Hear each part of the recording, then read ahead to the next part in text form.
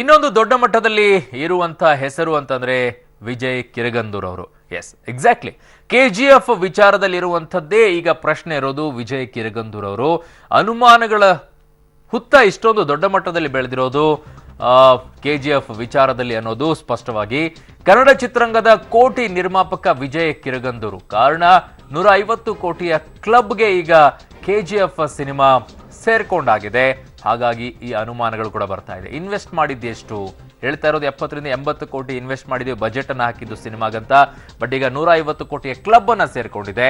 Tax ಏನಾದರೂ ವಂಚನೆ ಆಯ್ತಾ ಅಥವಾ ಬೇರೆ ಇನ್ನೇನಾದರೂ ಕಾರಣಗಳಿದೆಯಾ, ಬೇರೆ ರೀತಿಯಲ್ಲಿ ಏನಾದರೂ ವಂಚನೆ ನಡೆದಿದೆಯಾ ಗೊತ್ತಿಲ್ಲ. ಇವೆಲ್ಲ ಅನುಮಾನಗಳನ್ನು ಇಟ್ಕೊಂಡೇನೆ IT ಅಧಿಕಾರಿಗಳು ಈಗ ತನಿಖೆಯನ್ನು ನಡೆಸ್ತಾ ಇದ್ದಾರೆ. ಮೋಸ್ಟ್ ಸಕ್ಸಸ್ಫುಲ್ ನಿರ್ಮಾಪಕ ವಿಜಯ್ ಕಿರಗಂದೂರು. ಇದು ಅವರ ಮೊದಲನೇ ಚಿತ್ರ ಅಲ್ಲ, ಹಿಂದೆಯೂ ಕೂಡ ಚಿತ್ರವನ್ನ ಮಾಡಿದ್ರು. ಆ ಚಿತ್ರದಲ್ಲೂ ಕೂಡ ಒಳ್ಳೆ ಸಕ್ಸಸ್ ಅವರಿಗೆ ಬಂದಿತ್ತು.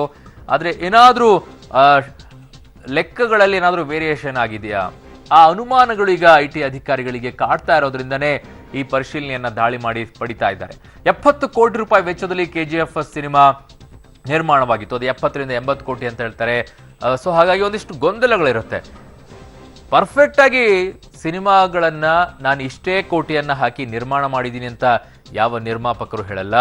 ಮಗದೊಂದ್ ಕಡೆ ಈ ಸಿನಿಮಾದಿಂದ ಇಷ್ಟೇ ಬಂಡವಾಳ ಹಾಕಿದ್ದ ಬಂಡವಾಳಕ್ಕಿಂತಲೂ ಇಷ್ಟೇ ದುಡ್ಡು ವಾಪಸ್ ಬಂತು ಅನ್ನೋದನ್ನು ಕೂಡ ಯಾರು ಹೇಳಲ್ಲ. ಈ ಅನುಮಾನಗಳು ಇರೋದ್ರಿಂದಾನೇ ಈ ರೀತಿಯಾಗಿ ಗೊಂದಲದ ಗೂಡಾಗಿರುತ್ತೆ.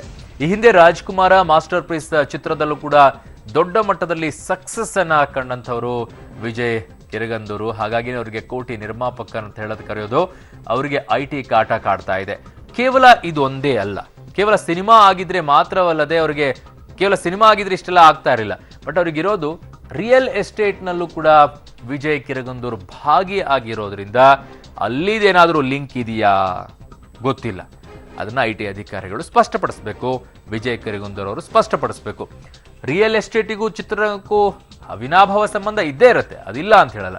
ಬಟ್ ಈ ವಿಚಾರದಲ್ಲಿ ಏನು ಇನ್ನೊಂದು ಅನುಮಾನ ಇರೋದು, ಸರ್ಕಾರಿ ಕಾಂಟ್ರಾಕ್ಟರ್ ವಿಜಯ್ ಕಿರಗಂದೂರು ಆಗಿರೋದ್ರಿಂದ ಈ ಅನುಮಾನಗಳ ಈ ದುಡ್ಡಲ್ಲಿ ಏನಾದರೂ ಬಜೆಟ್ ಅಲ್ಲಿ ಯಾವುದಾದ್ರೂ ಅನುಮಾನಗಳು ಹುಟ್ಕೊಂಡಿದ್ಯಾ, KGFಗೆ ಹಾಕಿರುವಂತ ಬಂಡವಾಳದಲ್ಲಿ ಲೆಕ್ಕದಲ್ಲಿ ಏನು ಕ್ಯಾಲ್ಕುಲೇಷನ್ ಸಿಗ್ತಾ ಇಲ್ವಾ, ಅದಕ್ಕೆ ಟ್ಯಾಕ್ಸ್ ಎಷ್ಟು ಕಟ್ಟಿದ್ದಾರೆ, ಈ ಎಲ್ಲ ಕ್ಲಿಯಾರಿಟಿ ಸಿಗಬೇಕಾಗಿದೆ. ಅದಕ್ಕೆ ನೋಟಿಸ್ ಅನ್ನ ಕೂಡ ಸರ್ವ್ ಮಾಡಿರ್ತಾರೆ.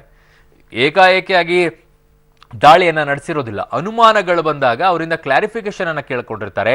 ಆ ಕ್ಲಾರಿಫಿಕೇಶನ್ಗೆ ಸರಿಯಾದಂಥ ಮಾಹಿತಿಗಳೇನಾದರೂ ಸಿಗದೆ ಹೋದಾಗ ಏಕಾಏಕಿಯಾಗಿ ದಾಳಿಯನ್ನ ನಡೆಸುವಂಥ ರೂಢಿ ಇರುತ್ತೆ. ಈಗ ಅದೇ ನಡೀತಾ ಇದೆ.